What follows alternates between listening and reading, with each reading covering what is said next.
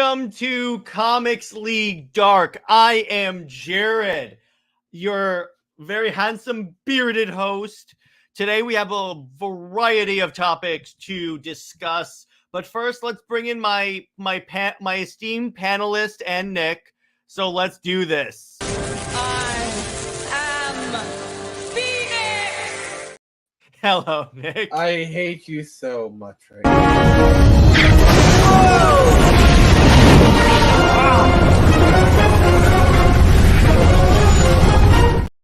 Hello, sir. Raymond, how are you doing tonight? Doing extremely well, if I may say so myself.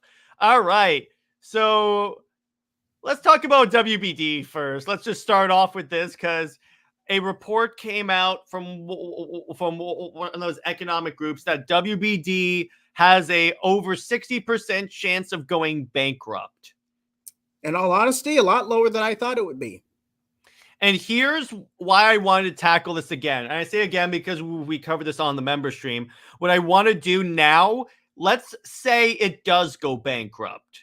What happens to the DC brand? Because that's the key thing that's the part that's relevant to this channel.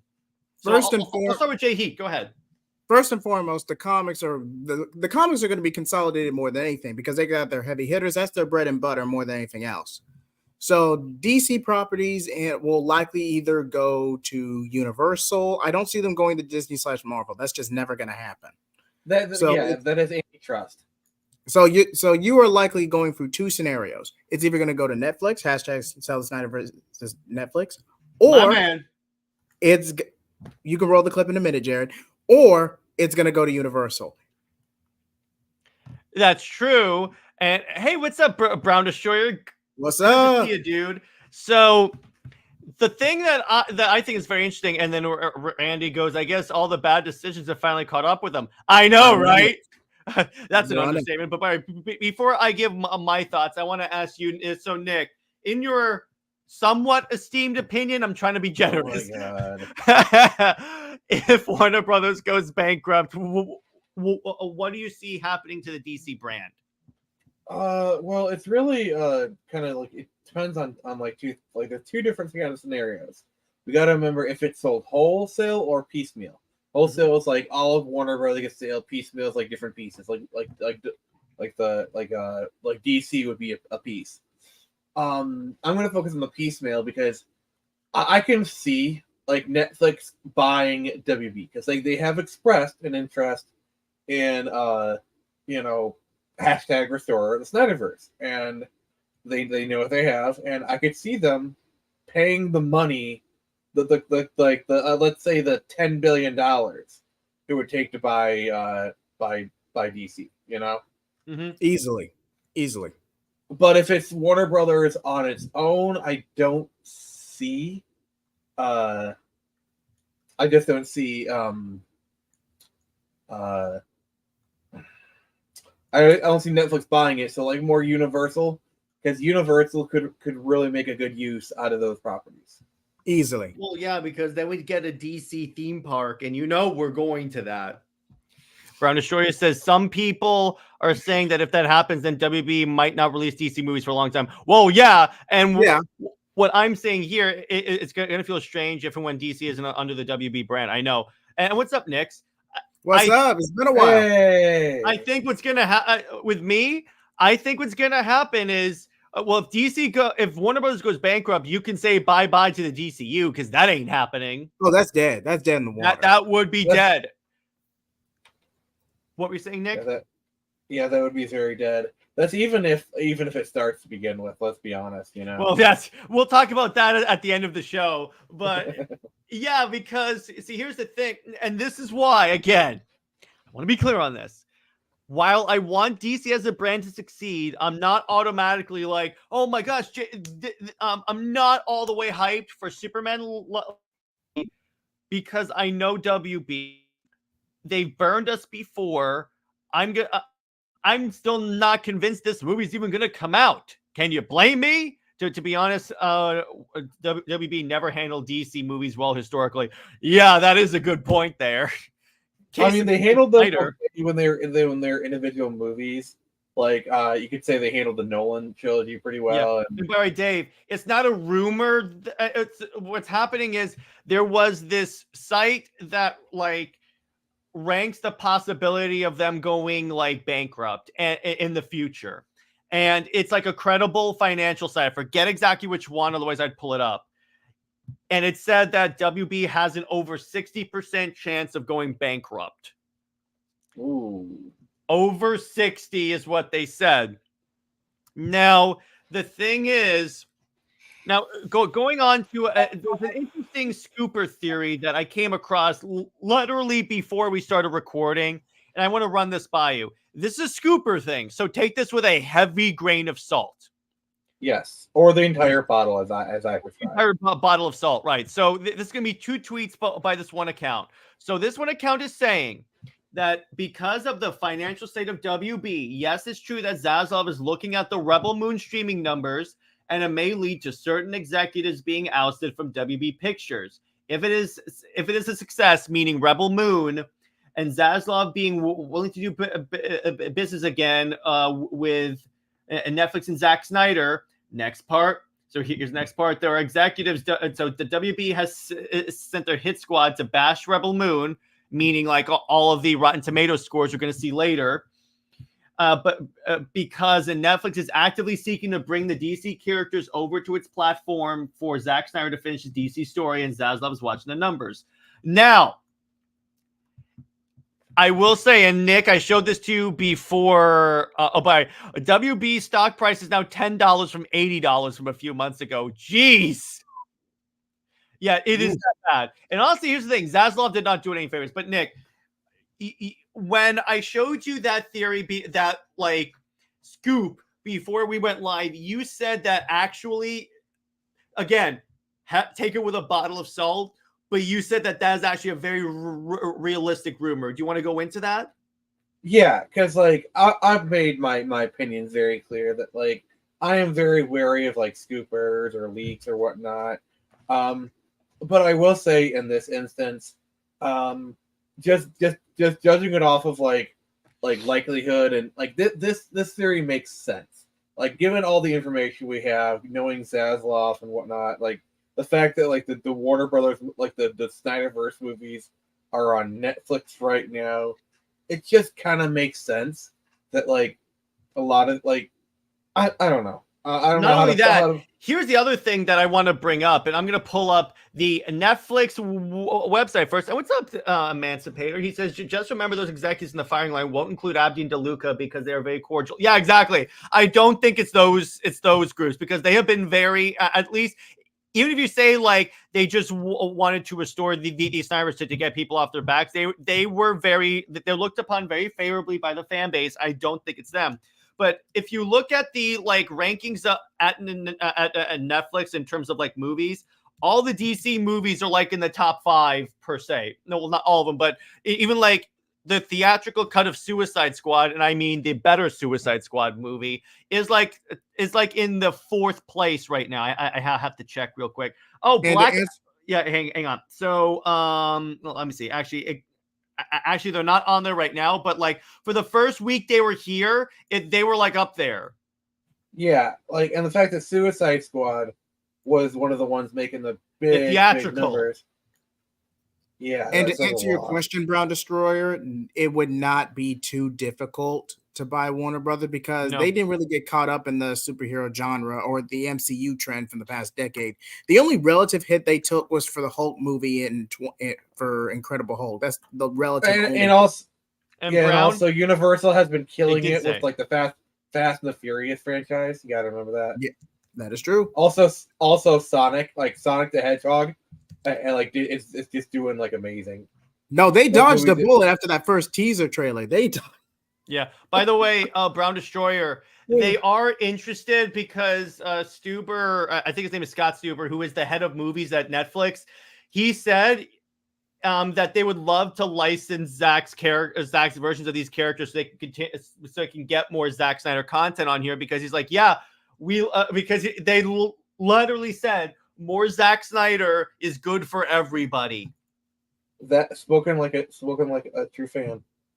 All right, and Dave goes, I like Suicide Squad, but Gunn's sequel is definitely better. Well, that's debatable. That's his opinion, and we should respect it. Mm-hmm.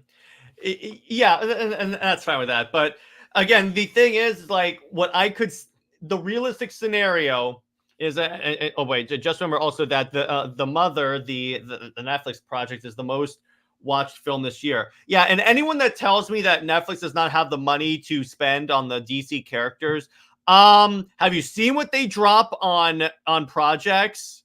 Hello. Yeah, to say that Netflix doesn't have money is ignorant at best. Let me just put it that way. Ignorant at best, honestly, lying at worst. That's what I'm gonna say right there. I'm trying to be nice. Well, yeah, that's what I said at best. And again, when you also have, and it's kind of interesting, I'm gonna say this is just my tin hatness. Isn't it kind of interesting, boys, how at this, like a week after Netflix says, yeah, we're interested, Zach says, I would love, if Netflix had the rights to the characters, I would love to complete my story. Yeah, that sounds calculated. And in a good way. Yeah, exactly. And they're also making the money with the merch on with Rebel Moon, and that's the point. So you and I have talked about this, and the scenario that I think is happening, and Nikki, you can expound on this, is that both sides are looking at Rebel Moon right now, because if Rebel Moon comes out and does very well, which in all likelihood it most likely will, likely, then I think a conversation will happen from Netflix to Warner Brothers saying, hey, we have this. This is the unfinished story. We'll assume all the costs. We'll pay you to be able to make these movies. You can't tell me Zaslav, in a company that's estimated to go bankrupt soon, is not going to take that deal. And to answer your remark, Dave the Impaler, I'd argue at least 70. I'd argue, combined with the statements of Zach and Stuber, I'd say it's highest is 80, lowest is like 75 personally. What about you, Nick? I think it sounds about right to me. So yeah, it's just because you have all of the building blocks are in position. You just have to put them together, and they are very much in position, if you will. Guns Suicide Squad flopped everywhere, including streaming and Blu-ray DVD sale. Yeah, and remember, Zach said BVS when they released on DVD, like, cleaned up. So I'm like, it clearly shows you what the people want. So, and to be clear, because I know someone's going to hop in the chat and say this, we're not saying cancel Guns movies. All we're saying is let Zach finish his story, and then you're good. By the way, Emancipator says, I think the conversation already happened. Scott's made publicly because WB are trying to get more money. That could have happened, dude. The point is, anyone that's telling you it can't happen is fictitious at best. In my estimation, is wrong. Because, and remember, these are the same people that told us for 3 years that the Snyder Cut would never come out. We all know what happened with that. Yeah, like we're not saying it's gonna happen. We're saying that it's possible. Like the pieces are in place. The pieces are in place. You just need the right. In other words, the conditions are there. You just need them to actually. The gun is loaded, pun intended. You just have to pull the trigger. There's a good chance we're going to get demonetized. That's a terrible joke, and you need to feel bad, Jared. How is that any worse than any of the puns you make, old man? See, the difference is I made those puns, thus they are okay. And my good friend Britt, and you know what? Since Britt is in the chat, I'll play her intro. He's back.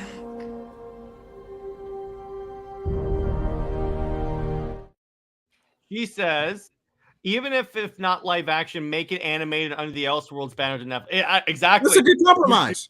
That's a good compromise. I still think it'll be a live action in this scenario, but yeah, if I only got that, I would take it. Brown Destroyer says, I don't want the DC IP to be under Warner Brothers. If Netflix wants to buy Zack Snyder's Justice League Part 2 and 3 and then it's good. But I want Universal or Apple to have DC. Me too. I honestly, at this point, it's been so screwed up the past like 10 years since Man of Steel. I don't trust WB with DC anymore at all. I am a bit wary about Apple, but like, yeah, they are a better choice than Warner Bros. Plus, again, if Universal buys DC, we could get a DC theme park. How dope would that be? All right, let's talk about that for a second. Okay, I'm cool with that. Transition! I'm cool with that. So, all right. So, I had a cool idea for a DC theme park. I'm going to run this by you. So, it's kind of like the Star Wars one, except you have different worlds. In other words, it's like sectionalized. One section is Metropolis. The next one is like Gotham. And then you have Themyscira and Atlantis. Okay. What do you think, JJheat? For Atlantis, one of the rides yeah, go ahead. must be Aquaman's Wild Seahorse Adventure. Yeah, You and couldn't yes, walk further into that if you tried. that was a crap post. I will take full. Will Sony be interested in the DC IP? I don't think No, so. no. They are exclusively with Marvel. They are not gonna risk burning bridges for DC. Plus, here's the thing: Disney owns Sony, so you're still under the antitrust thing. No, Disney does not own Sony. Sony is its own thing. I thought they bought Sony. No. Well, that was Fox. That was Fox. Sorry. Freudian slip, Jared. Somebody clip this for notoriety. Wow, whatever. Apple wants Disney, aka Marvel. I could see that. Not worth it at this point, but that's a separate. I'm sure Netflix wants live action. It's just a matter of getting the cast back together. They all like Snyder, so it's very If let's say they give them the go ahead, I guarantee you, Cavill, Affleck, Godot. And the only person that I can't see returning is Ezra for obvious reasons. Maybe Ray Fisher, because he did have some beef with Jeff. He will definitely come back because he worked with Zach very extensively. He's in Rebel Moon, so I'm fairly certain if they ask, "Hey, Cyborg, you want to come in and finish your move?" Your arc? Yep. Yeah, I agree. Ray Fisher would definitely come back. It's like he's still working with Zach, and Zach kind of be like, "Hey." It's not like Warner Brothers isn't even involved. Netflix owns DC now. Same thing. Like Henry would come back in a heartbeat. All of them would. Ben definitely would. I guarantee it. Godot, absolutely. Momoa, yeah, because you could say this is the final go, and you can say that this is it. When we finish these two movies, they're done with their characters, and then you can just move on. Yeah. Ezra / Amber Heard is coming back. Zach's already said he'd work with him again. But that maybe not up to Zach because Netflix could go, we don't want the public relations headache. Also, the fact that Momoa does not like Amber Heard, and Momoa is objectively the bigger star. So, and why would you like someone who constantly craps the bed anyway? Mm-hmm. Oh, he said it, not me. Brown Destroyer. wait. Brown goes, do you guys want to see the underwear costume in Superman Legacy? Hell no. It's a dated wrestlers reference. And what's up, Joy? You don't have to like it. I'm just saying. It's dated as hell. It's dated. It doesn't work. It's dated. It's not even a wrestler reference. It's for strongmen. Yeah, that's not a wrestler reference. Plus, even the wrestlers, they don't wear it on outside their pants. They just wore it. Yeah, I know. But even the strongmen, they just wore that. They didn't wear it over their pants. That's what's stupid. It doesn't work. And then see, the thing is, it's a reference that was outdated 50 years ago. Yeah. Dave says, do you think it would be a good idea to bring back Ezra and Amber, though? No. I gotta be honest. No. With all that's come out, I know Zach would probably want to, but Netflix could probably tell him, listen, dude, we can't go with the public relations headache. Well, let's just kind of talk about at least the Ezra situation here. I mean the Amber situation, because it's proven that Amber and Momoa do not have good chemistry. Trial bore that out. So it's it just doesn't work to begin with. And I don't know. I just don't see Amber coming back. Ezra, I don't know. I'm gonna say is maybe, but Amber Heard will not. Atchison says Superman should only wear trunks if his story takes place in the 30s to 60s. It doesn't work in the modern times, in my opinion. And I share that opinion, my friend. That is actually a good idea if they did like a flashback. In fact, Superman and frickin' Lois did that. Very well, might I add. Very well. And that's what they could do for Legacy. And we've said this before in the show that the past suit can be with the trunks, and then the new one is without it. And he has the new 52 armor, because that's the most peak Superman suit short of Zack Snyder. And Britt knows what I'm talking about. Nick says Ezra and Amber should have been blacklisted, but we all know why they weren't. Okay, Ezra is more easier to bring back because the controversy is media made. That one is easier, I will admit that, because the last one was more, I mean, not by much. Not by much, but it is, because the last one was I'm just gonna say, yeah, it is easier, but it's not like it I still say it's unlikely. Let me put it to you that way.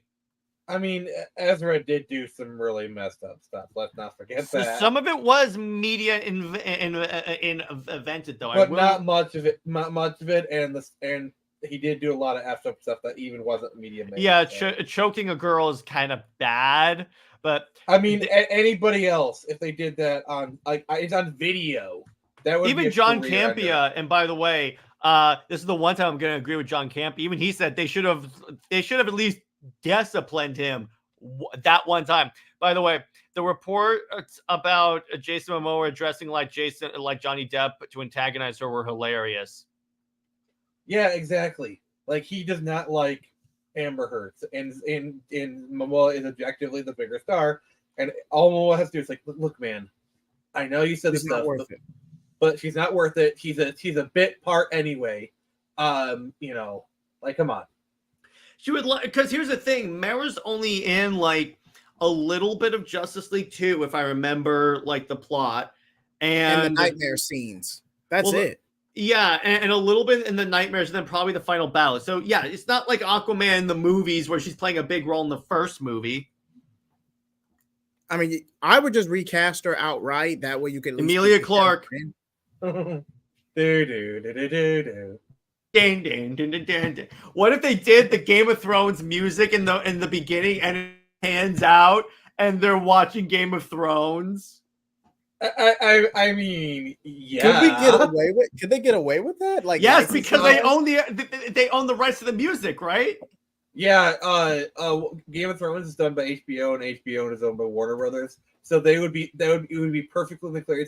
It's basically like how in Ant-Man, the first Ant-Man, they used Star Wars sound effects and they could get away with it because Disney owns everything. Yeah, Britt says just give him jeans, t-shirt, and the cape. I think she's talking about Superman suit, and I'm down for that too. That'd be a good way to make it different. There are several actresses who would be as good or better as Mara. I actually listened to the interview about the chair incident, the media fumble. It's not the chair incident. It's after the first Justice came out. There is the video footage of him choking a female fan. So okay, can I fill this out for Mara? Yeah, Alexander Daddario. Dave has that exact same thing. I could actually see that as a younger Dave, Mara. I love you, Dave. I love you so much. Or Armas. Hold on. And what's up, Alexandra the Snyderverse? What's up? What's up? But I could see. I could see. But see the hilarity. I would want Emilia Clarke just for the hilarity of it. Plus, she knows how to play a queen, and she has chemistry with Jason Momoa. Very good chemistry. Very good chemistry. You can't not do that. She could pull it off. She could pull it off, but she wouldn't be my first choice. Ana de Armas. She could pull it off. I would say Daddario, because I feel like Daddario kind of has like the fierceness needed for Mara.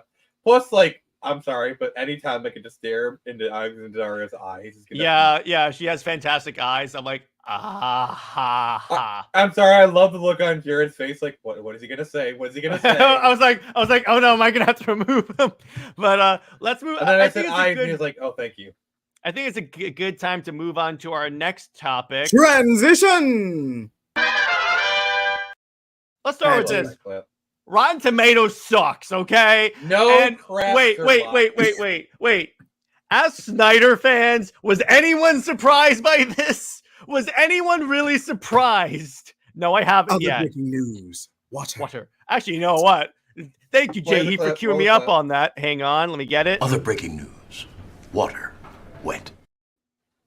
Thank you, Perry White. I'm like, wait a second.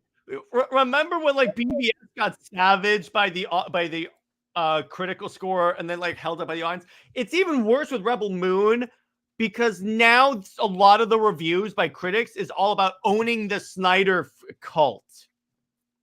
Yeah, that's cringe. By the way, I believe, correct me if I'm wrong, Emancipator, but the cinema score or like the IMDb for Rebel Moon is like 9 out of 10. What's up, Sean Franklin? I'm gonna listen to the sources that actually make sense. Yeah, Rotten Tomatoes is notoriously biased. And you know, it's kind of funny. I was talking to Nick about this. Remember when that HBO executive got called out for making his crew make fake Twitter accounts to argue with people that were critical of their shows? You think some type of theory is going on right here because it is Warner Brothers, and you know what? Screw it. I've mentioned the group enough. Yeah, second Warner Brothers. I mean, it could be me having a tin hat, but still. What do you think, Nick? I mean, it's very possible. You know, Judging by Warner Brothers, would you really be surprised, Nick? But Nick, your thoughts on Rotten Tomatoes, because I know you were very incensed by this whole thing.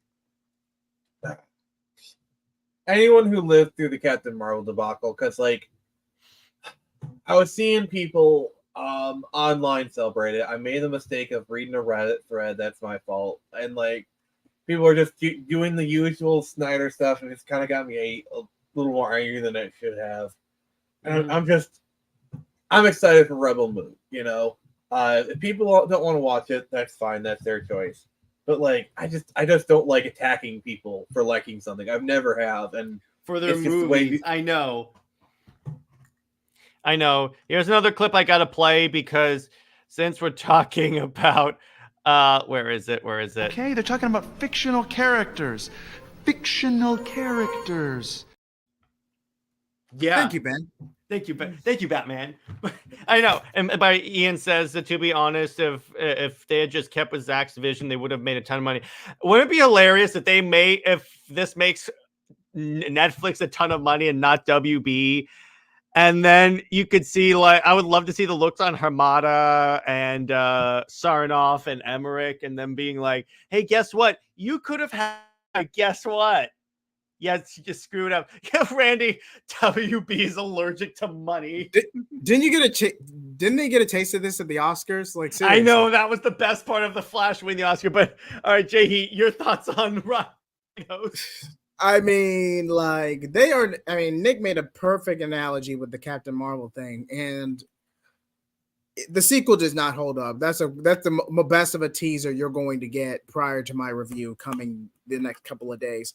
But it's just, I get that sometimes if you want to get certain perks or access media, you have to pick and choose your battles. But the synergy of the Infinity Saga as a whole was basically the biggest highlight of the Marvels. It was such a standalone story, you really didn't need it. And not just with the Marvels, there are other examples where Rotten Tomatoes is notoriously biased. They even tried to defend Velma and give that show a decent rating. At that didn't point, it come out that like Marvel pays Rotten Tomatoes critics for good reviews?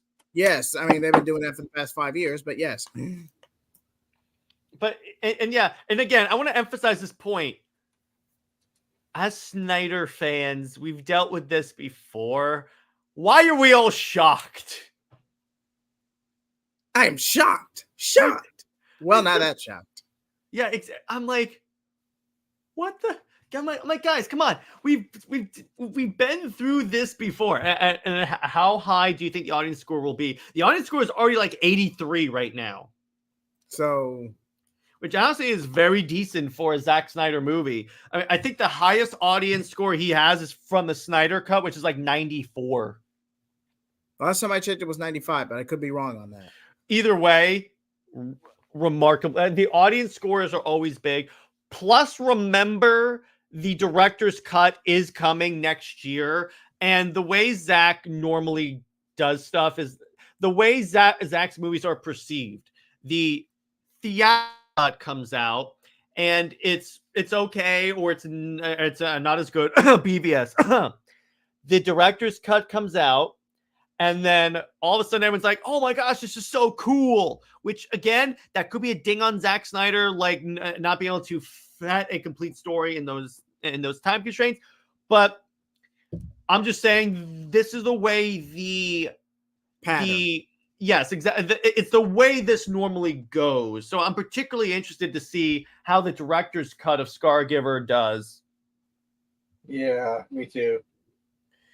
And and then Ian says that the audience score is 90-ish on Rotten Tomatoes. You know, it's a good movie. Well, yeah, and remember this is only like the Rotten Tomatoes scores just started coming in, so it could change any minute. Also, important to note, the audience score for this movie is kind of like 82. Yeah, not bad.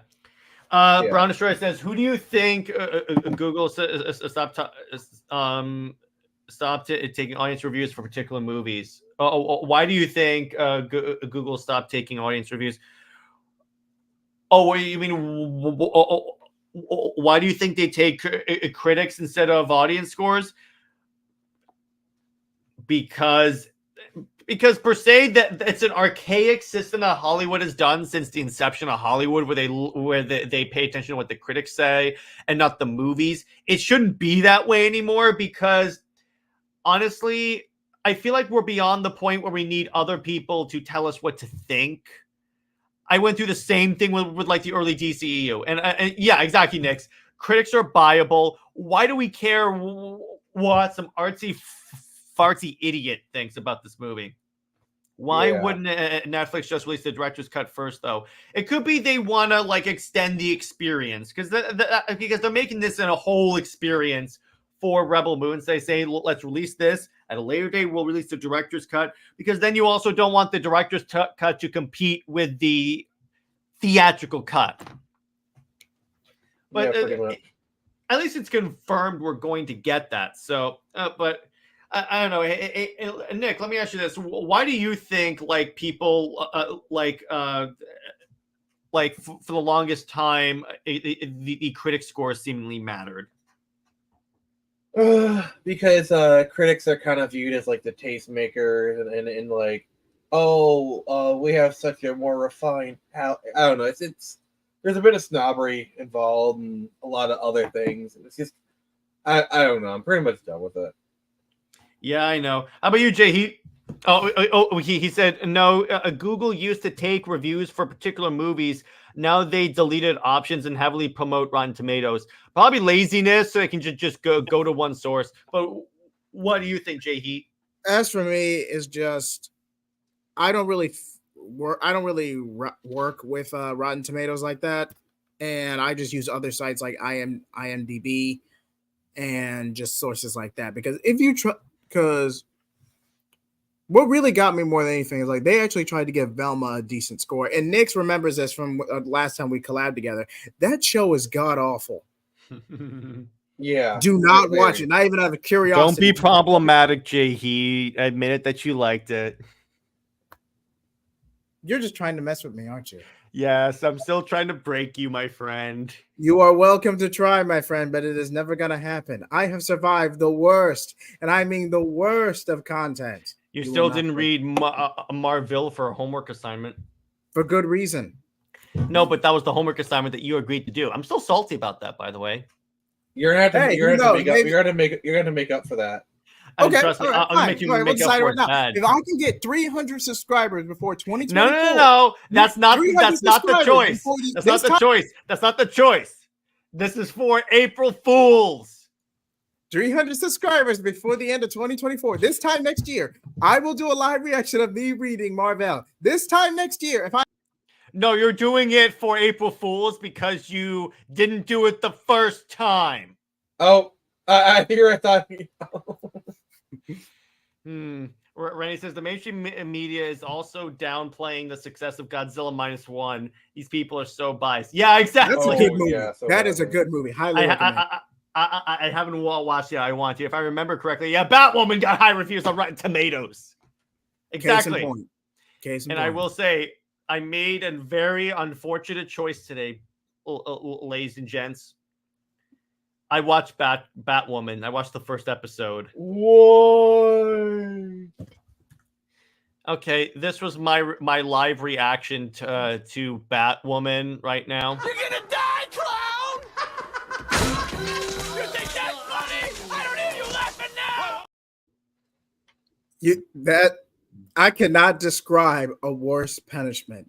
Film criticism only has value for entertainment discussion. It should just be viewed as an opinion, and a critic's opinion is no more valid than you. Exactly. But a lot of people, honestly, here's the problem. A lot of people are lazy thinkers, and they want people to do the thinking for them. So they're like, let me see if I'm allowed to like this movie.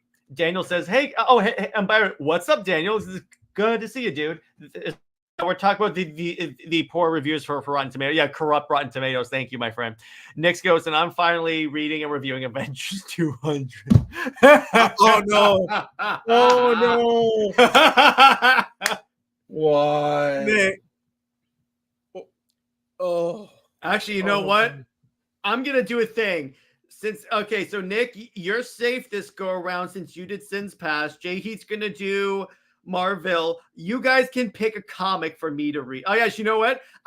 Remember, I'm just gonna do this for fun since you guys have read Pain comics. I will read the beginning of next year. I'm going to read that Batman the Animated Series tie-in comic live on air with the Batman and Batgirl relationship. You will. You know that's not canon, right? No, I know. I'm still going to do it because I was supposed to do that if it was like one of my milestones, but I'll still do it. So, hey, Daniel became a member again. Thank you, dude. Hey, shout out to Daniel. Hold on. If I may make a suggestion, it's either, and you can let us decide this, gents, which one Jared has to read, this one or the infamous 4th volume of Superman and Wonder Woman by Tomasi. I would prefer Superman and Wonder Woman because at least it's something I like, but you can pick one. I mean, since you hate it so much, I mean, in which case, Britt, if you're watching, you have to do it with me. Oh, he's calling in. If we're doing Superman and Wonder Woman, Britt's doing it with me. I'm sorry, you're gonna suffer with me. You're the co-host on Legacy. You have to suffer with me now. Oh, man. I'll tell you what. Yeah, I will let the audience pick. Do I do the Batman sleeping with Batgirl story? Do I do the crappy Tomasi Superman Wonder Woman? I'm trying to think of a good Lois Lane story, but there are none. So I really can't pick that. There are a lot of Golden Age stories. What's a notable Wonder Bat comic? I got it. JJheat, remember that Blackest Night tie-in where it's like Wonder Woman as she's a Black Lantern and she fantasizes seeing Batman and kissing him? Yeah, I remember that tie-in. I could do that. That's a Wonder Bat thing. Or do both. But you see, until they do 2, I have to only do 1. Consider this an incentive to read more crappy comics. So you guys can pick one. You guys can pick one. But you guys should make a rank of the 10 worst DC shows starting with Batwoman. Gotham Knights is on the top of that one. I got to wait until my GoFundMe was funded and I got a Ms. Marvel costume. But hey, it's Christmas. Hey, there you go. Hey. But yeah, so you guys can pick. The options are Tomasi Superman Wonder Woman, Batman and Batgirl, or the Wonder Bat Blackest Night tie-in. You guys can pick one, and you'll get a live reaction from me. Wonder Bat. I promise not to play the clip. We have a vote. And by the way, co-hosts, your votes count as well. So JJheat, what do you vote? If I had to pick, I'll go easy on you this time, Jared. I'm picking Superman Wonder Woman Volume 4. Atchison picks a Batman and Batgirl. So we have a vote for each option. That's 1-1. 1-1. 1-1. No one has picked the Wonder Bat comic, surprising me. Actually, except for Nick, I'm sorry, I didn't see you because you're so old. Okay, that's just me. I know it's an ongoing joke. Which one will hurt us all more, bat on bat? Oh my gosh. Wait. What about bat weighing or bat munching? I like I like the Batman Damned story. That's a good story. Where did Gotham Knights even come from? Is it sold in the games? There's the video game version, and then there's the CW version. The CW version was a salvage job because the Batwoman writers were still under contract. I would have took the buyout personally because no one deserves to undergo that kind of cringe. And the game is just lackluster. It's strictly Nightwing, Red Hood, Batgirl, and Tim Drake's Red Robin. All right. So where did? Okay, there you go. All right. Nick, which one do you vote for? I think he voted for the Wonder Bat. Blackest Night was an awesome storyline, but the Wonder Bat subplot was so stupid. That's the point. I have to read something that's so offensive to me. Nick had to do Sins Past. I only know one. You're allowed to make it hurt. Yeah, I only know one comic that could top it. One more day. No, he's doing that one. That's going to be his next milestone. In other words, ladies and gentlemen, get Phoenix Press to 500 subscribers. I'm actually pretty close. So. Oh dear God, Tomasi is ranting most definitely. She and I will do that anyway, but there you go. But if you guys, can I make a suggestion? If you guys want to go for an over-the-top descent into madness, the Wonder Bat comic is the best way to go for that. In other words, it will turn into what Nick's reaction, except 10 times worse. Wait, for what? Remember your reaction to Sins Past? Yeah. Particularly that moment in Sins Past. Okay, picture that, but dialed up to 10. Okay, if y'all couldn't get me to do Marvel, what would be one bad comic that comes out of your mind? If you could get me to read Marvel. No. Wait. We're talking about me right now, JJheat. Okay, I tried to give you an out. No. How about we get Nick to read Avengers 200 live on air? Dude, that's just mean. And we have to do all the voices. We'll voice it with her.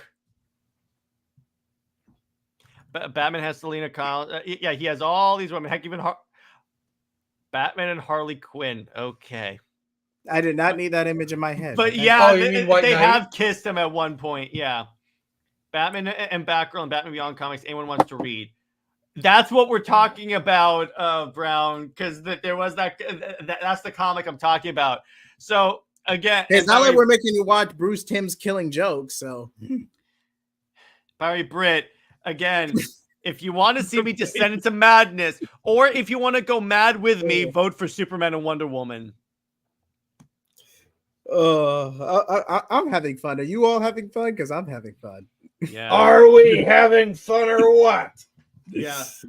So actually, you know what? Let me see if I can do this because I think I can do. Can I do a poll here? I don't think I can do a poll. What? You don't want to hear my stellar male voices? All right, I'll tell you what. Here's the way we'll do this. Type 1 in the chat for the Wonder Bat story, 2 for the Batman Beyond Bat on Bat action comic, pun intended, and 3 for the Superman Wonder Woman Tomasi comic. That's how we'll do this. And to be clear, I will abide by the decision of this poll. Again, Okay, Elon. 1 for Wonder Bat, 2 for Bat, and then 3 for Super Wonder. Okay, we got 2. We got 3. Come on, there's 17 people watching the stream right now. Hop in the chat. So far, we got 2 and a 3. 2 and a 3. You guys have to put your votes in too. All right, we got 2. Oh. Okay, 3. So far, I'm in the clear in terms of Wonder Bat. Britt wants to do Super Wonder with me, so all right. Which one is Wonder Bat? What's the number for Wonder Bat? 1. And And no spamming. Anything but Super Wonder. Sil! Oh my god! Dingus! By the way, Sil, if you want to join us, I'll send you the link. But oh my gosh, dude, really? Sil and I had this moment when I was on his channel, and it was a great betrayal. It was a very big betrayal. What's up, brother? Betrayal! Good to see you, dude. Anything but Super Wonder. So, all right. What's up, buddy? Not that much. Not that much. So, okay. So the vote is still. So what we're doing is we're doing a poll. I have to read a comic that is so offensive to me, but I'm letting the audience pick which one. Number 1 for the Blackest Night Wonder Bat tie-in. Number 2 for the Batman Beyond Batman Batgirl romance comic. And number 3 for the Super Wonder volume from the new 52 that I abhor. So put 1, 2, or 3, whichever one you want me to do. 1 for Wonder Bat, 2 for Bruce Timm's Dream Ship. And number 3, I have to do that. And number 3 for Tomasi, Bat on Bat action. Everyone gets rabies. Oh my god! All right, and let's say Daniel wants to do Super Wonder. So I'll tell you what, Nick, do you want to tally up the votes so far? I'm good. I'm sure you can handle it. Okay, JJheat, do you want to tally up the votes so far? By all means, man, it's your it's your channel. So, all right. So I guess it just count up how many people have put 1, 2, and 3. Okay, so I guess I'm the one doing it. Yes, you are. That's why I asked you. All right. So far I'm just gonna say Bat Says for the sake of simplicity. We have one more. So far, Tomasi wins. Thanks, Brown Destroyer. All right, I'm going to give a countdown of 20 seconds. At the end of 20 seconds, whichever one wins will be the option. 20, 19, 18, 17, 16, 15, 14, 13, 12, 11, 10, 9, 8, 7, 6, 5, 4, 3, 2, 1. Oh, we have one more. We have a 2. Brown was putting his vote. Oh, we got another one. We got another 2. All right. So count up. So let's count this up. All right. I'm looking at a tie between Batcest and Tomasi. I'm looking at a 2-way tie. All right, so let me see. So we'll count the 3s first. So that's 1, 2, 3, 4, 5. So that's 5 for 3. Actually, wait. 1, 2, 3, 4. So that's 4 for 3. So JJheat, do me a favor and write that down. Okay, 4 for 3. And then for 2, it's 1, 2, 3, 4. I think 5, and then I should wait because okay, some people did put their answers in twice. So hang on. 1, 2, 3, 4. Looks like just 4 for 2 and 1 for 1. So at least I'm not reading Wonder Bat. So looks like curses. A tie between Tomasi and Batcest. No, I think Tomasi got 4 and then Batcest got 3. Did someone vote twice? Hold on. All right, count it. Okay. This is going to be fun. Britt is waiting with bated breath because she knows that if we do Super Wonder, she's doing it with me. Okay. She's a great friend. Yeah, she is. Okay. She's awesome. For Tomasi, we have 1, 2, 3, 4. Oh! Thank you for the comment, Daniel. Thank you, Daniel. Thank you, Daniel. Okay, now can I finish my count, please? Yes, please. Okay, we have 4 for Tomasi and next. Oh, Britt has counted. She says it's a tie. All right. So we're gonna do Good this time. one more. So we're gonna do this. All right. If only I had a coin, because then I'd pull a full Two-Face. All right. I have a patch. You'll plus a coin to your Witcher. Oh, Valley of Plenty. Oh, Valley of Wait, Plenty. wait. Oh, Let let's Nick's in the see. chat. Let Nick's in the panel. Mind if? All right. All right. I'll send I'm okay with Nix it. the link. All right. And then Nix, you have to vote live on stream. If you haven't voted already, Nix, you have to vote. Quick question Has for she everyone yet? in the chat. Oh, yes, Are yes. you not entertained? Are you not entertained? Oh man, right, hang this on, is Nick. fun. Next, I'm sending you the link right about now. All right. And then, all right. So the way we're going to do this is I have a tactical patch. And what we're going to do, or if I can find a coin, I'd pull a full Harvey Dent. I don't have So a you're coin. openly admitting you're going to use a cheat coin. I mean, you're doing this live, man. This Oh, isn't wait, pre-recorded. wait. Okay. So in the meantime, I will be right back. You guys talk. Go ahead. Sure. So Wonder Bat. You know, a lot of things about it, you know. Jared, what would you say is your favorite thing about Wonder Bat? I mean, the actors had fun. They had great chemistry, and for a lot of fans, it's the ship of a generation. And it does annoy the hell out of Jared. So, I mean, come on. Exactly. But I it's not mean, practical by any means. We're just having fun. It's not practical by any means. Oh, but it's a You a-holes. Jared, All right. in my defense, I was left on Superphone. So I have a coin. CEM is heads. The logo is tails.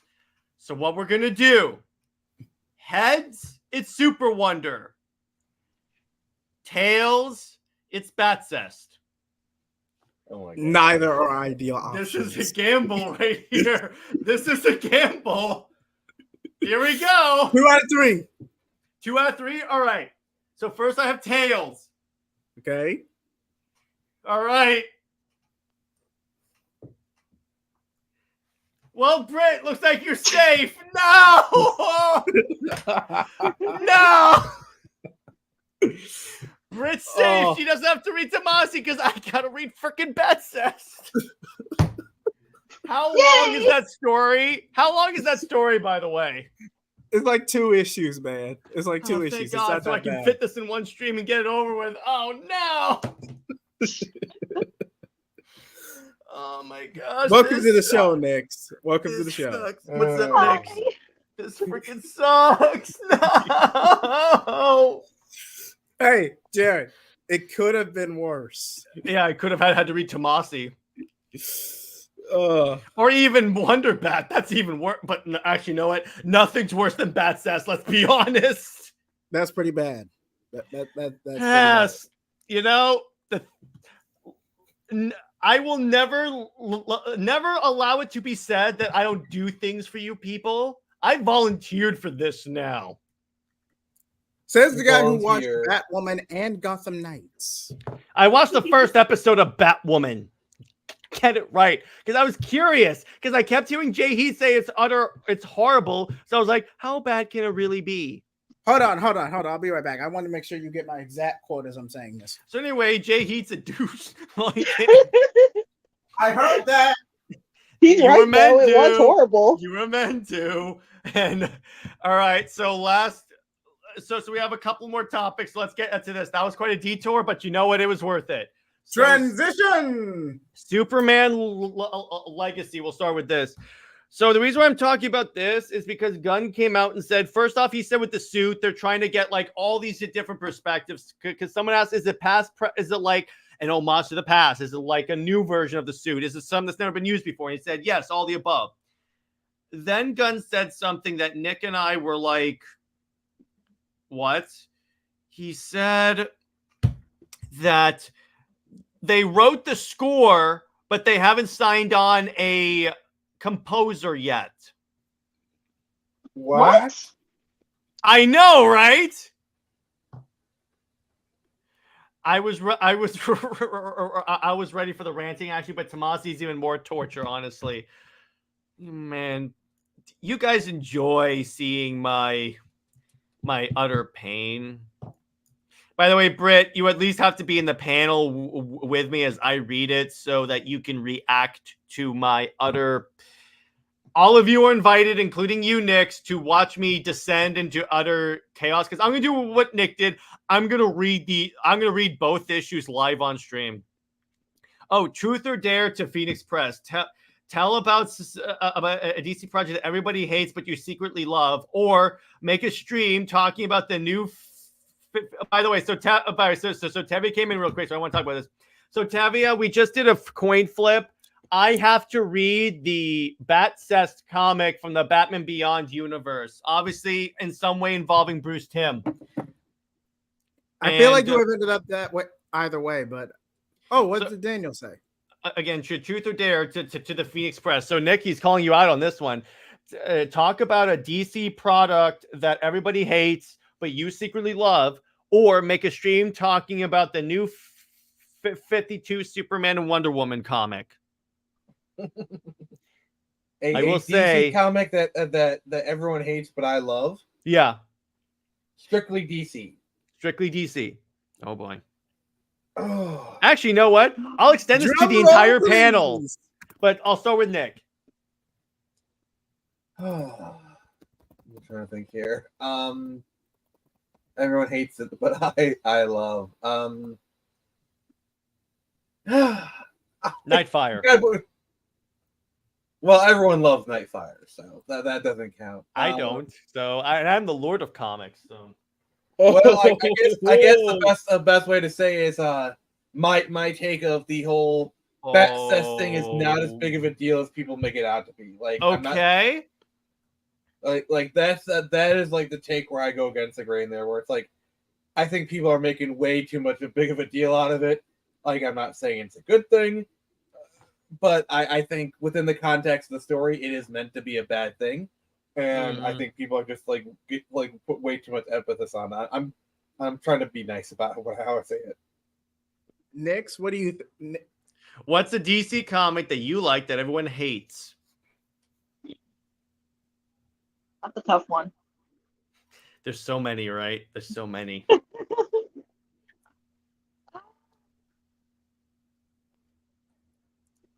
Nix, can you hear us? Yeah, she can. Okay. I'm just trying to think. I'll tell you what. While you think, JJheat, go. Okay, so I'm fine with either. I'd definitely make a Super Wonder stream at some point.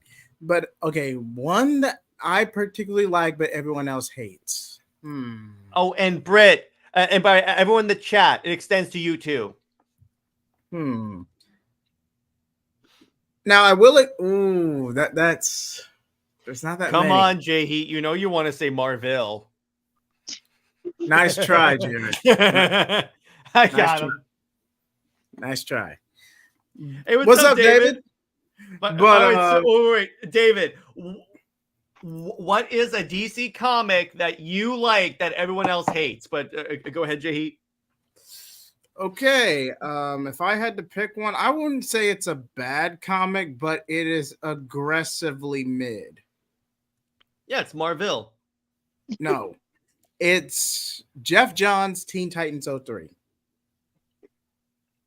Oh, that's fighting words. Really? Ooh. And why is that? Because too much synergy. It really tried to play up into the synergy of the actual TV show and be a nod to Marv Wolfman and George Perez, but Jeff Johns couldn't execute as well, and it just is what it is. David says Dark Knight Returns. I love that. So there you go. I mean, is Dark Knight Returns really a bad comic if it saved the character's IP? No, but it's like some people don't like it. That's the thing. So for me, and then I'll circle back to Nick's. I'll go hashtag full circle. I would have to. Okay, so it's between two: Trinity War from New 52 Justice League, and see, I want to say All-Star Batman and Robin, but I don't want to piss too many people off. But tread very carefully with what you say next, Jared. I'm gonna say, if strictly DC, Injustice. No, I freaking hate that story. Now you know how it feels. I'm gonna have to go with Dark Knight Returns: The Master Race. Okay. The heck? Ooh. That is the third Frank Miller book. For some reason people don't like that, and my artist Dawson agrees with me. It's actually very underrated. And for me, it's Superman Rebirth. We know why. We know why for you it's Superman Rebirth, Tavia. For the sequel, Dark Knight Strikes Again, is one many people don't like. Yeah, I liked Batman Robin All Star. By the way, Britt had an interesting take on All Star Batman and Robin. And the funny thing about it, so you know how like everyone in the Justice League acts like wildly out of character in that book? And Britt, you can drop in the chat if you're still here, your thing on this. But apparently, what Britt told me on the show about the multiverse in its entirety, it's over the top, but it seems it's supposed to be. Oh, the Frank Millerverse. Yeah, I love the Millerverse.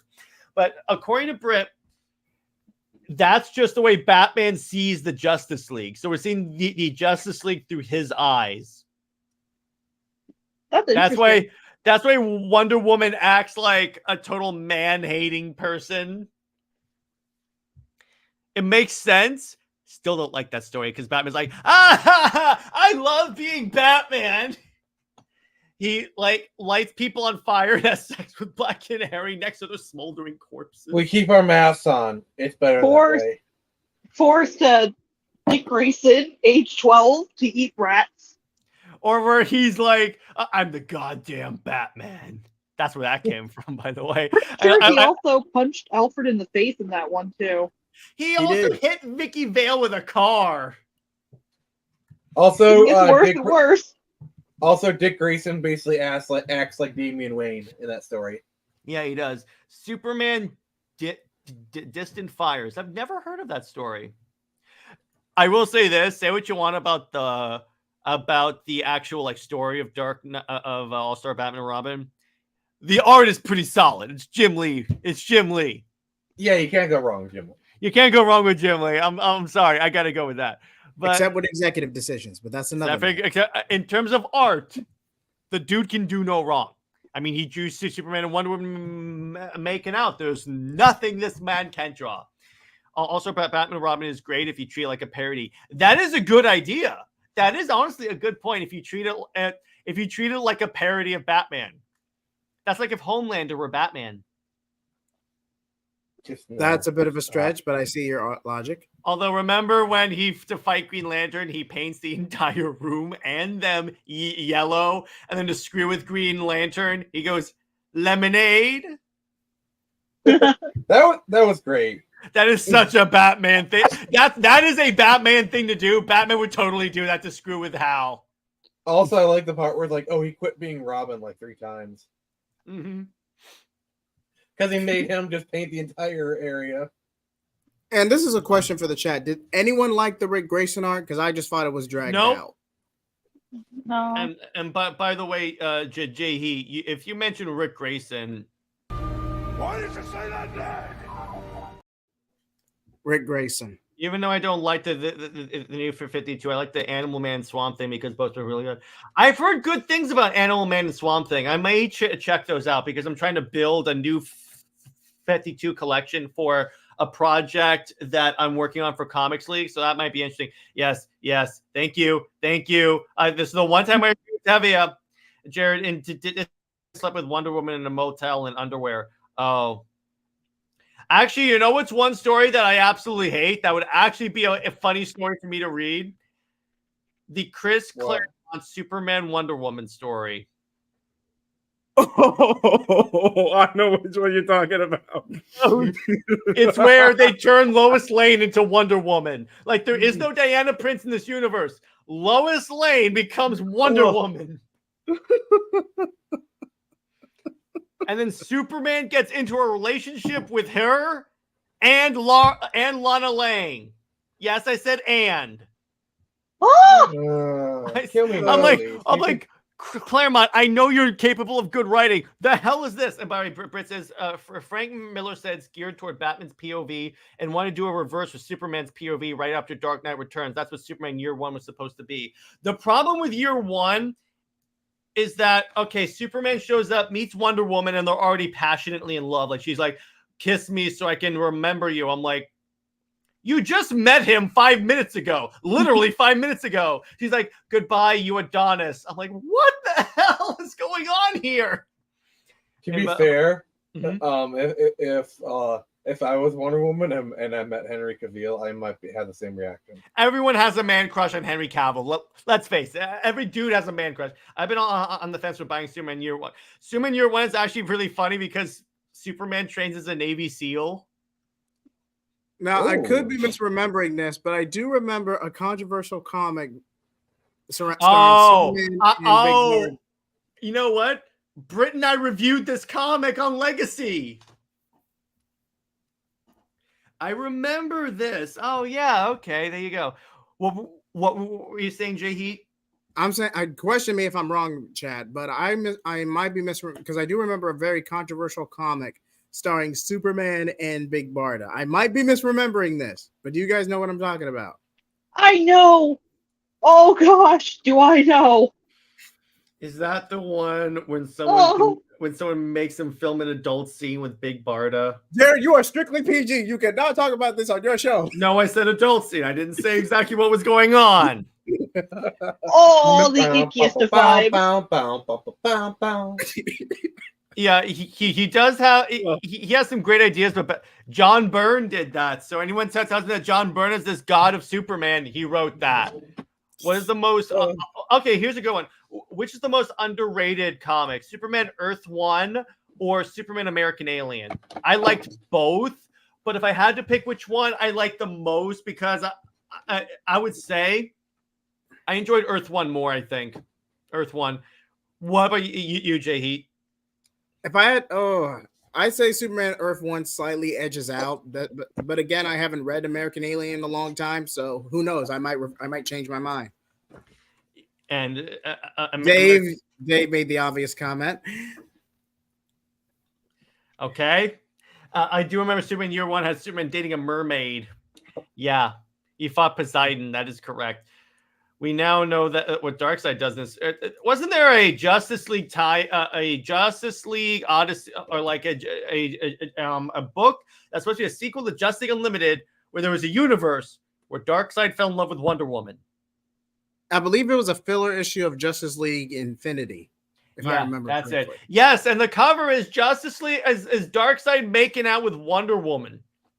Oh, Tevye asked a very good. Yes, exactly. Tevye asked an excellent question. What is the most hated DC event you ever read? I've read Heroes Civil in War Crisis. 2. I've read Heroes in Crisis.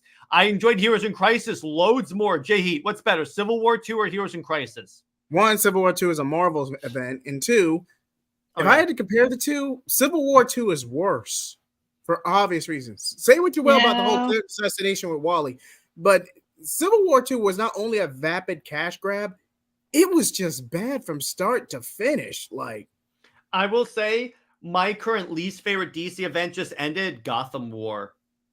That is BS. That is utter BS. You're telling me that the Bat family is going to team up with criminals? It's not even happening. Sorry. What about I will defend it only for one thing.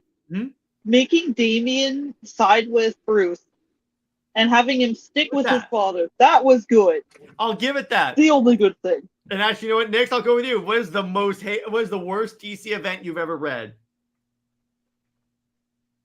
Honestly, I'm just gonna say Gotham War because I can't stand it. It's character assassination, pure and simple, for all characters involved, except Damian. As soon as I heard in the first issue, there's a line where like Barbara said like, if Catwoman needs help, I'm inclined to give it to her, and that involves like letting crime happen. And I threw the comic across. Oh, JJheat's favorite event right here, Amazon's Attack. Not really, but I've read worse comics than Amazon's Attack. At least you could argue Amazon's Attack was editorially mandated. You want to know what the first comic that comes to mind, in my opinion, is worse than Amazon's Attack? Future's End. Ooh. Case in point. Future's End is the example of a story that the concept is cool, but goes on way the execution is too long. because what they did is because the overall concept of Future's End, it's Terminator, but for the DC universe. That sounds kick-ass, right? Right. 8,000 tie-ins. That yeah. wow. I'm like, and then they kill Terry McGinnis and have Tim Drake become Batman Beyond for some reason. No. At least he gets to be crap. And wait, and then Terry falls in love with Plastique, a villain that bombs people. He would never. Yeah, no. Oh, and also Convergence. Before we move on, Mhm. next, I want your specific opinion on this. So this is just what I've heard around Gotham War. I refuse to read it, me personally. I did a brief review on it on my channel a while back, and that's a 4-hour video, so I will spare you the cringe. Oh, jeez. But in your opinion, do you think, and this is regardless of Tom King's run, the whole Batman Catwoman love spat, do you think that was a viable subplot, or do you think that could have been scrapped and nothing would have changed? Me? Yes. And your opinion? I got like, I don't know. I got like maybe halfway into the first issue and I dropped it because I was like, no, I refuse. I got done with the first issue and I was like, I'm done. No. Like, I don't know. There's just, it's frustrating to me because I love these characters, all of them, so much. And I know that the writers at DC can do better. I'm not mad. I'm just disappointed, basically. Okay, because I guess I should have phrased the question better. Do you think it was too soon, despite the 5G stuff and Tom King's run, to actually have Batman and Catwoman go for a lover spat? Or do you think enough time has passed, like, okay, these two need to have a conversation in a separate book from this, or in a separate event? Yeah, I mean, they desperately need to talk out their relationship after everything that, like, they've gone through. Like, too soon? I don't think so. I don't know. I'm kind of like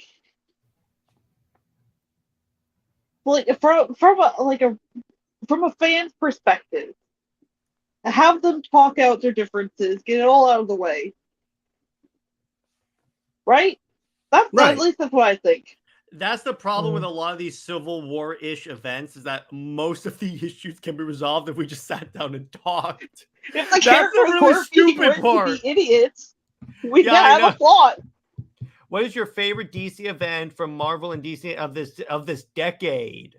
Ooh, that's actually a really good question. All right, I'll start with Nick because he's been very quiet. Nick, go ahead. Well, exactly the question, because you guys are talking about like lots of different things. All right, favorite DC and Marvel event from this decade. I don't think I have one from this decade, so I'll extend it. 2000s and on. well, 2000 and on. I think you know the answer to that one, Jared. War games. Oh yeah, I love Batman War Games is really, really good, and we're gonna cover that on the channel really soon. For me, Dark Side War, because I love. You didn't ask me. You didn't ask me what. Oh yeah, I'm sorry. Marvel, go. No, most hated DC. Oh yeah, go ahead. I'm sorry. This is gonna be a hot take. Oh no. No. Like JJheat. I'm. This is gonna be incendiary. So. Okay. Death of Superman. That's not. Oh. Oh wait, are we counting Death and Reign or just Death? The entire trilogy. While it's in and of itself is a good story, it is completely pointless and 100% a desperate cash grab.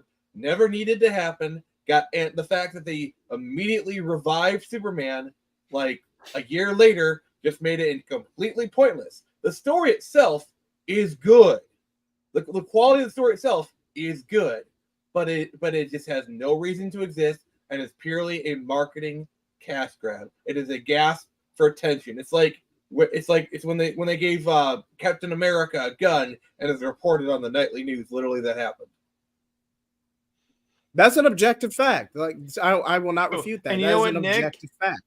That's actually a good point, because the only reason why I don't like the death of Superman is that it did also tank comic book sales. So I'm gonna go with that. Because after the death of Superman, like what's even the point after that? Like, Yeah, like Max Gaines, the writer of Superman American Alien, actually did an amazing video on that. Max Landis, sorry. Yeah, I watched that. That's such a great, that's such a great thing, because he has actors show up and they recreate the scenes in the movie, but it's like a parody. Literally have Doomsday played by Elijah Wood. It's no. That was, I think, Cyborg Superman was played by Elijah Wood. So with me, okay, I'm gonna go post-crisis first. Okay, post-crisis in the 2000s. Sinestro Corps War.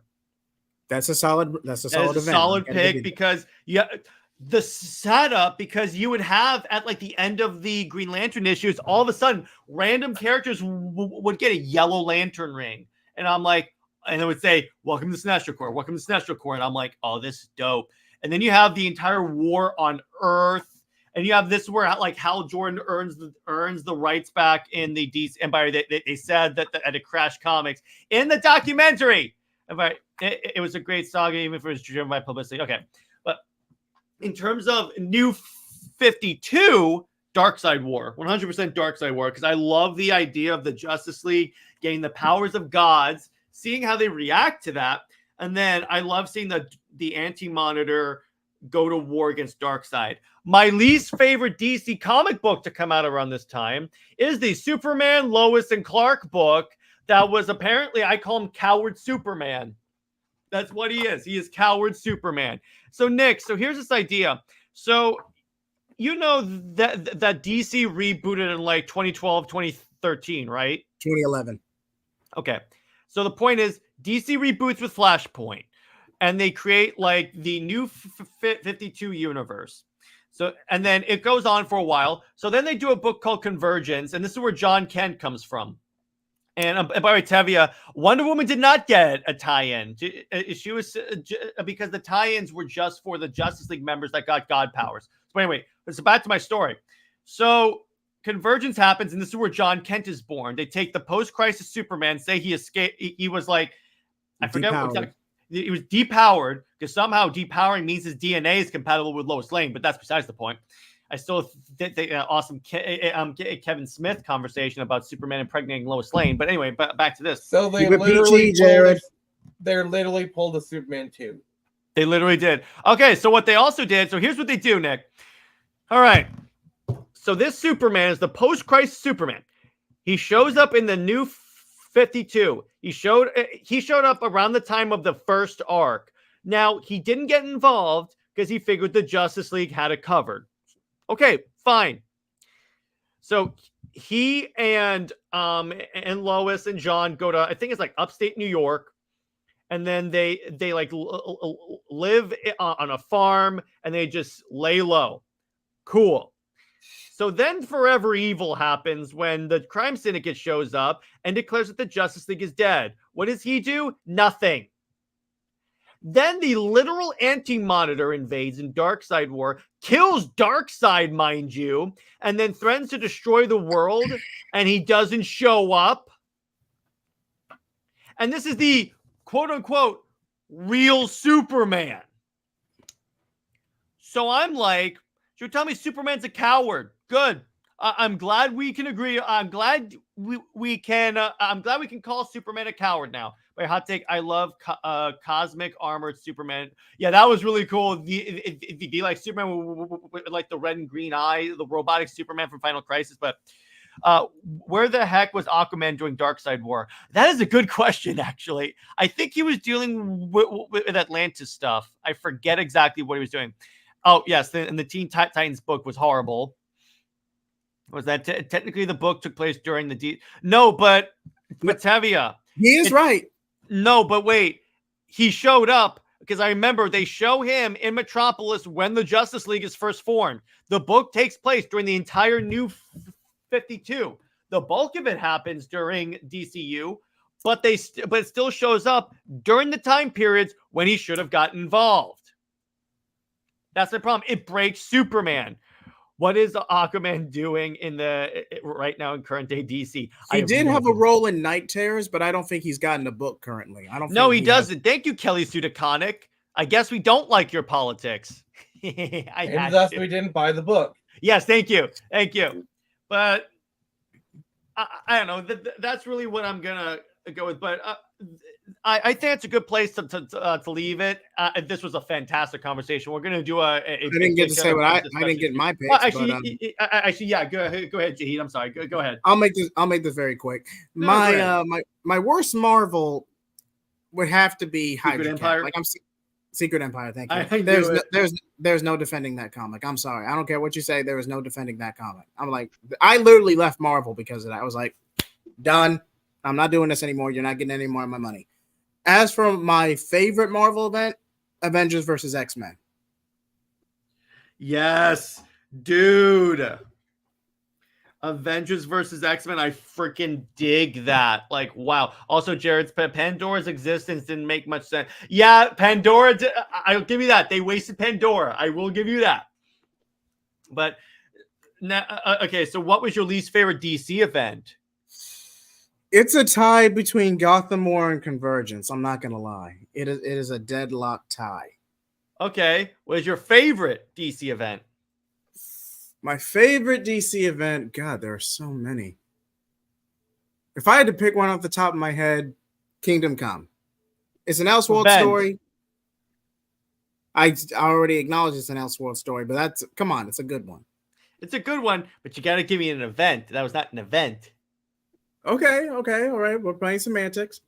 All right, if I had to name an event, Death of Superman, because it's a solid story. We got some friction on this panel today. But so next, did you give your favorite DC event yet? No, I haven't. All right, go ahead. You have the floor. Well, if we're going by like this last decade, it would probably be the one with the Batman Who Laughs, like the Dark Metal event. Yeah. Not because like it's good, but like I liked it the most because of what it could have been. I don't know. It went on way too long for my liking, so I kind of dropped off. But I still like it. My problem with that. My problem with it is that following that event, they overused the Batman Who Laughs. Like, they really much. Did. Like, they really did. Why are you in every book? Because DC every time they get a good idea, they run into the ground. Exactly. But what's your least favorite DC event, Nix? Definitely Gotham War. Actually, the funny thing about it is, like I said to JJheat, I dropped it early, like halfway into the first book, and then now every time I learn something new about it, it's been against my will. Against your will. You sound like a prisoner. Like, I already hate you. Why are you making me hate you more? Because Avengers 200, that's why. So David Hernandez goes, I think I have three favorites. Okay, Chrysler Infinite Earths, that's a dense read. Blackest Night, of course, and the first Dark Knight's Metal. Wait, Dark Knight's Metal or Death Metal? I think that's the first one. Okay, Dark Knight's Metal. Okay. Brown says Superman World Saga, solid. Joker Wars, that's actually a pretty good one. Court of Owls, yes. And fun fact, the Batman Who Laughs has appeared, oh my gosh, 112 issues. Why? Why? I'm probably the only person who doesn't like the death metal. There are parts I don't like about death metal. Let me be Oh, clear dark on metal. that. Okay, the first one's called Dark Knights metal. The second one's just called death metal. Death metal is definitely the lesser of the two, the weaker of the two. Because you know what happened? What happened is that going into the event, they were going to have a few tie-ins, just a few. They showed the timeline. It was just a few tie-ins. COVID happened. They're like, stretch it. And that's why you had like a ridiculous amount of tie-ins. And I got all of them, by the way. You had to have spent $200 when all was said and done. You had to have. Probably. I didn't get all the variant covers. I just got like The main comic. I did get most of the variant covers for 3 Jokers though, because I liked all the different designs, and it's Jason Fabok art. So can you blame me? I cannot blame you. No. I forgot Batman Endgame. Yeah, but Batman Endgame was pretty good. I would say that. Yeah. Most DC events were solid before Rebirth. Yes, Rebirth is known as the event that killed DC. So I'm gonna give you that one right there. Kind of ironic when you think about it. Kind of ironic. Rebirth more like re-death. But now I will say one more event I'm gonna give for my favorite DC event: Throne of Atlantis. I'll give you that. Not just because the Super Wonder stuff. I'm gonna be clear. No. It held Aquaman into prominence. I will give you that. The Aquaman stuff alone is freaking dope. Where he goes, Atlanteans. He has. I'm gonna do this. Atlanteans. He has surrendered. I am your king. I'm sorry. That is freaking dope. Kneel before Arthur. Nice. That's actually really good. I hated Sacrifice. Sacrifice is the biggest BS storyline ever because, okay, so Wonder Woman kills Maxwell Lord because he's mind controlling Superman. Okay. Batman turns his back on her because she killed. You have contingency plans in case Superman goes evil. Under the lasso, he said you would have to kill me. Superman, you are mind controlled. This is a fear you have. And you distance yourself from Wonder Woman? This is BS. I also love Justice League by Scott Snyder, especially with Clark Kent pulling a Goku and Clark Kent. Well, yeah, we know that. Even if you don't like Joker Wars, you have to admit the dialogue was cool. I love Batgirl and Red Hood. Oh, you mean 3 Jokers? You mean 3 Jokers? The 3 Jokers. Why did 3 they ever Jokers think that was a good idea? 3 Jokers I like. The Jason Barber thing, on the other hand, kind of feeling like Barbara only exists to get with new members of the Bat family, honestly. At this or point. old ones in the case of Bruce and Bruce Timm.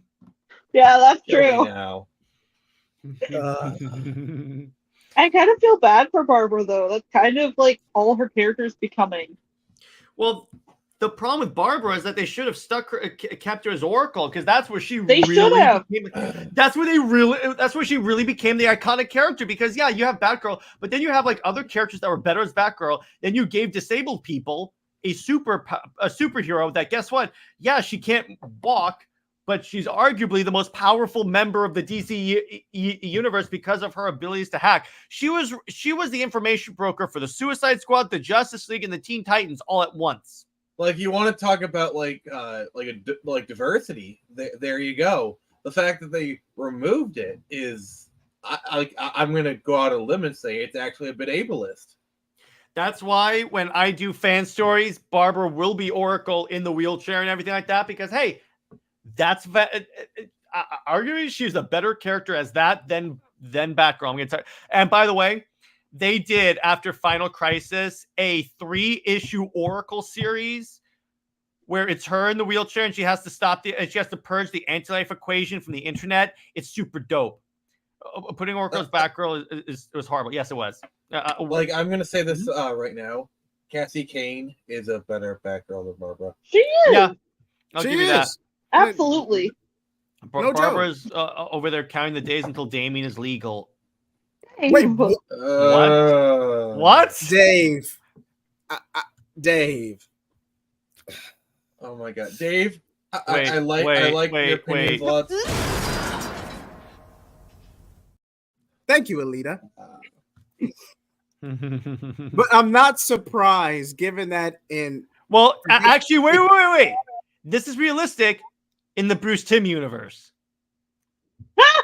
I had to. There you go. To tell me I'm wrong. And it also doesn't change Like the father, fact. like son.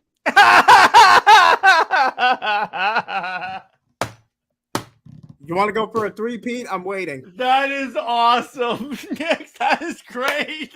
Father like son. Oh my gosh, that's awesome. I love that. Yeah. Yeah, I freaking love that. Is there any reason for Barbara to be Oracle in the first place? Should not Zatanna cure her with magic? I mean, yeah, realistically, someone should have cured her with magic, but still, Bruce Timm would do something like that. Thank you. He definitely would. Magic comes with a cost, to quote Constantine. Yes, that is correct. All right, so now that we've gone through that, we're going to call it a wrap. This was a fantastic stream. I had a blast with all you guys. So wait, real quick before we go. So I could see one shot where Zatanna cures her spine, but then Batman's spine gets broken, and he's confined to a wheelchair, and that's actually the cost. Is trading one healthy spine for it's like traded around, and so in order for Batman to be healed again, Barbara has to renounce her wish, so to speak, and Batman becomes Boracle. Well, no. In order because he realizes, yeah, Batman has to be Batman, so she decides to become paralyzed again in order to become, in order for Batman to do his thing. I could see that. So, all right. So I'm going to go around this again. Fantastic stream. So the way the content's going to work is going forward for the last question. What's your favorite and least favorite thing from the new 52 and DC era? Favorite thing is Superman, Wonder Woman. Least favorite thing is the entire DCU era. Go, JJheat. Least favorite. Oh God. Okay. Least favorite is the DCYU because even if it was just a series of shelf titles while they were moving offices, only like a select few were any good. So definitely DCYU in general. As for anything good about the new 52, I'm thinking, Jared. I'm thinking. Dun, dun, dun, dun, dun, dun, dun. I don't want to get copyright infringement, so I'm gonna stop singing. Scott Snyder's Batman run. Yeah, I gotta say that is solid. I can't deny it. I can't deny it. You really can't. And then favorite Justice League is Jeff Johns, but Nick, favorite thing of the new 52 and least favorite thing. Favorite thing about the new 52, yes. Red Hood and the Outlaws. Okay, that's solid. Wait. He's talking strictly the one with Starfire and Roy Harper. Yes. And Jason. That's a. I read he's the not initial talking about run. the Rebirth one. He's talking about the new 52 one, Jay. Yeah. I know that. Both are good. Okay. And least favorite is Nightwing because it's just repeating the same stories, like the same, hitting all the same beats again. Like the reason I like new Red and the Outlaws is at least it was original stories. Like at least it was something new. That's where they made Jason air quotes hero as opposed to being anti-hero. I mean, yeah, anti-hero, because previous to that, he was a Batman villain in the Grant Morrison run. But yeah, I like him as an anti-hero. I think that's his platform. All right, Nick. I mean, he shouldn't be like Red Hood does not shoot non-lethal bullets. Yeah. So Nick's favorite new 52 thing and least favorite new 52 thing.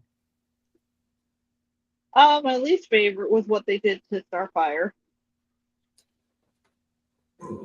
I think I know what she's talking about. You mean making her more sexy or not? Not so much sexy as it was like kind of like sexual. Well, not just that. More that she was more like, I don't know the right word for it, but like she wasn't. I mean, we all know the words. We just don't want to say them. I think Lee Carr put it best as a sexy goldfish. Atchison, least favorite new 52 thing. How they handle the new 52. Not wrong. Beth, how you doing? That's fair. And favorite thing, everything before Superman dying. see the new direction verse for a better version of that story and everything after the truth. Okay, that's good. Daniel asks, I know we have so many quick questions, but these are such great questions. What's your favorite Wonder Woman artist? George Perez. George Perez. I gotta go with George Perez. Post-crisis trilogy era and relationships. And by the way, wait, Nick, favorite Wonder Woman artist? Bill Messer-Loebs. All right, Nick. That's a good one. Favorite Wonder Woman artist? George Perez. Yes, thank you. It's iconic. One of the greats. Yeah, you can't. Fave would be post-crisis trilogy era and relationships. Least is the way they treat characters now. Okay. This reminds me of the 52 weekly event was awesome. Yes, that was awesome. Perez was the GOAT. That was dope. What actually might be a fun thing, I have the omnibus. We could cover weekly every issue of 52. 52 was arguably the only good thing about the countdown. I want to say I know it was adjacent to countdown. It was after Infinite Crisis. Okay, thank you. It was like directly after it. Okay.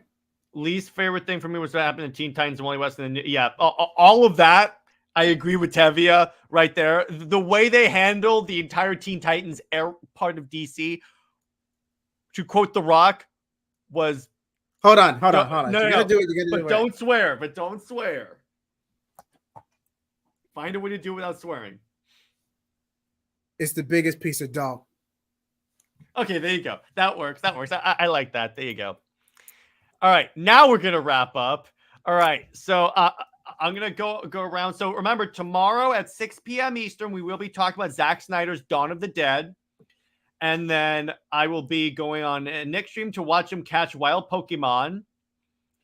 And I just want to be the very best, like no one ever was. And then Britt and I are going to be talking about our favorite Super Wonder battles. Indie Wednesday is going to be I'm going to be discussing Transformers, and then there could be some stuff changing on that show. Robots in disguise. Yes, exactly. Thank you, my chorus. And then in terms of Under Two Capes, next week is the 200th episode, so we'll be doing an extravagant live stream for that. So, JJheat, where can we find you, and what have you got coming out? Okay, you can find me on at JJheat75 on Twitter or X. I refuse to call it that, or JJheat Plays on YouTube. I've recently hit over 180 subscribers. Thank you so much for that. And to celebrate, my official review on Gotham Knights, the TV show, is in the works. As for my SWTOR playthroughs, you also see me post weekly or every few days. Also, my review of the Marvels should be coming out in the next couple of days as well. I kind of got behind on a lot of video projects due to finals. And what's another big project I got coming up? Stay tuned for a special announcement involving the new Direction verse if you've kept up with it. A quick tease. We haven't done a Wonder Woman video the whole time since we started it. Like, Jared, can you believe that we haven't done? But you would think we would have, considering what's a central tenet of our universe. Like, seriously. But yeah, but stay tuned for all of that, and like, comment, subscribe. Oh, one last thing. If y'all can get me to over 200 subscribers by this time next year, I will also review Batwoman. Both seasons, 200 by this time next year. Oh, God. Like Tevia says, you will not break me. Tevia doesn't watch Gotham Knights. Remember that. Nick, where can we find you, and what have you got coming on the channel? All right, so you can find me on Twitter, Phoenix Press. YouTube is the same. Like Jared said, tomorrow I'm going to be the very best, like no one ever was. Alongside Nick's and Jared, it's going to be great. And yeah, got a Comics Watch coming up, reviewing Matt Factor's Hawkeye. And yeah, stay tuned. Lots of good stuff. Nix, where can we find you, and when can we expect you to live read Avengers 200? Well, you can find me at Twitter at BunnyGirlNix. And as for the Avengers 200 live read, we will set something up. Yay, can't wait. So anyway, Like, comment, subscribe, everyone. All their information should be in the description below. This was possibly one of the most fun CLD episodes we've ever done. And we will see you guys in the next one. Stay heroic. And remember, the one piece of advice that I want to leave you guys with. Lois Lane sucks.